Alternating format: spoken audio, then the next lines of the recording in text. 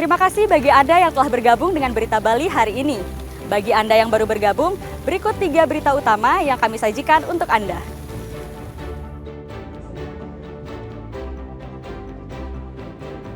Polisi membongkar penyelundupan pakaian bekas asal Korea Selatan dengan omset ratusan miliar rupiah.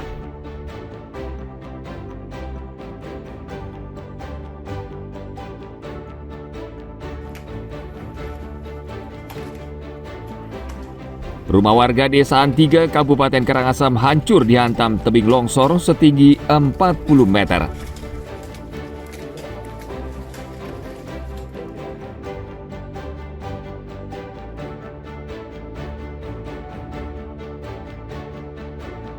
Serunya menyusuri ekowisata mangrove di area Pudut, Badung.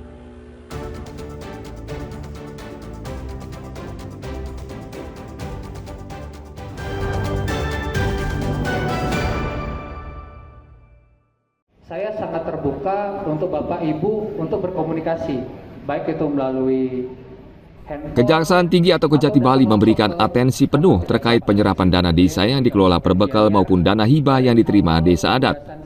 Kejati meminta Perbekal agar memanfaatkan dana bantuan pemerintah dan hibah untuk menyejahterakan warga masyarakat.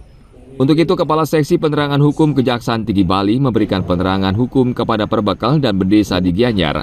Bebri, Kepala Penerangan Hukum Kejati Bali menegaskan pentingnya penerangan hukum bagi aparatur desa, baik desa dinas maupun desa adat di Bali. Sebab kedua desa di Bali ini sama-sama menerima dana pemerintah. Selain pemahaman hukum bagi aparatur kedua desa belum optimal, penerangan hukum serta tata kelola keuangan dari pemerintah perlu ditanamkan instansi yang kompeten.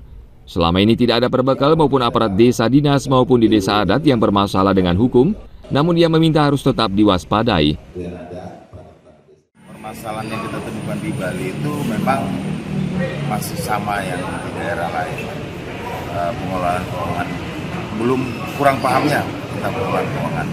Memang masih PR kita bersama untuk membantu khususnya pemerintah daerah untuk membantu teman-teman di desa di dalam hal pertanggungjawaban supaya hal tersebut bisa diwujudkan dipertanggungjawabkan secara fisik dan administratif. Peran Kejaksaan Tinggi itu dalam hal jaga desa ini supaya desa sendiri transparansi dalam melaksanakan fungsinya, penerimaan dana desa maupun alokasi dana desa supaya bisa dimanfaatkan untuk dana yang untuk pariwisataan maupun apapun yang sifatnya untuk kesejahteraan masyarakat desa dan desa itu sendiri. Kegiatan ini mendapat sambutan baik dari peserta. Kejati berharap aparatur desa, dinas maupun desa adat tidak sungkan untuk berkonsultasi hukum baik di Kejaksaan Tinggi Bali maupun di Kejaksaan Negeri. Tim Liputan melaporkan dari Gianyar.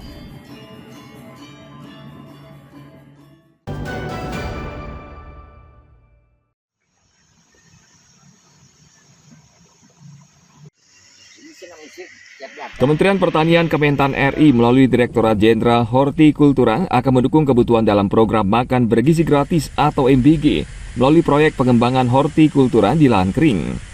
Kementan sudah menyediakan lahan seluas 10.000 hektar yang tersebar di 13 kabupaten dan 7 provinsi. Menurut Dirjen Hortikultura Kementan Muhammad Taufik Ratule, di sela-sela pertemuan teknis nasional proyek pengembangan hortikultura di lahan kering di Sanur akhir pekan lalu mengatakan, proyek ini merupakan pengembangan hortikultura di lahan kering secara terintegrasi dari hulu hingga hilir. Kita nanti kan sayur, MBG kan sayur, telur, buah, daging kan, kita akan linkkan nanti, ya kan, kebutuhannya. Kita mungkin kerjasama dengan SPPG yang ada kan, untuk kita bangun kawasan sayur di kegiatan HDRB. Ya, salah satunya, nggak mungkin semua kebutuhan dari situ. Pasti ada kebun-kebun pertanian lain karena besar ya kebutuhan. Tapi lokasi HDRB kalau bisa menjadi salah satu tempat untuk memproduksi kebutuhan di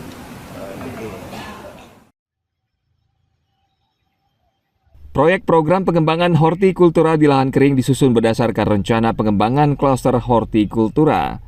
Kementan akan memprioritaskan penerapan good agriculture practice untuk menjamin produk aman konsumsi, bermutu tinggi dan ramah lingkungan. Proyek ini juga akan menyiapkan bangsal pasca panen yang akan menjadi pusat pengumpulan komunitas hortikultura. Sekaligus mendukung suplai bahan pangan segar untuk program makan bergizi gratis. Tim Liputan melaporkan dari Denpasar.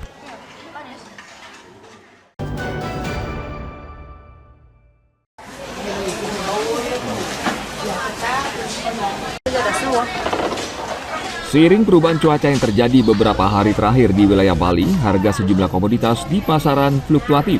Terlihat dari harga cabai, bawang merah, bawang putih, serta beberapa komoditas yang terpengaruh akibat perubahan cuaca. Kepala Dinas Pertanian dan Ketahanan Pangan Provinsi Bali, Wayan Sunade, akhir pekan lalu di Sanur mengatakan, kenaikan harga komoditas saat musim hujan lumrah terjadi. Menurutnya, kenaikan harga komoditas dalam beberapa hari lalu masih wajar dan tidak akan berlangsung lama. Berpengaruh, Pak. Nah, cuaca kemarin hujan, petani kita tidak bisa petik cabai.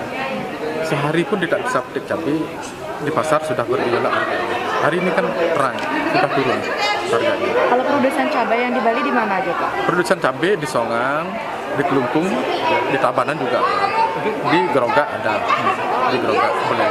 Itu sehari berapa sih kapasitasnya mereka kalau kondisi normal?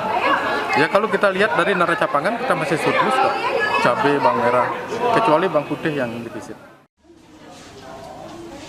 Sementara menyikapi puncak musim hujan yang akan terjadi di awal 2026, Wayan Sunade mengaku sudah menyiapkan sejumlah strategi untuk memastikan stok kebutuhan pangan tetap terjaga, termasuk mengawasi ulah para pengepul yang berbuat nakal dalam distribusi, sehingga biaya distribusi menjadi mahal.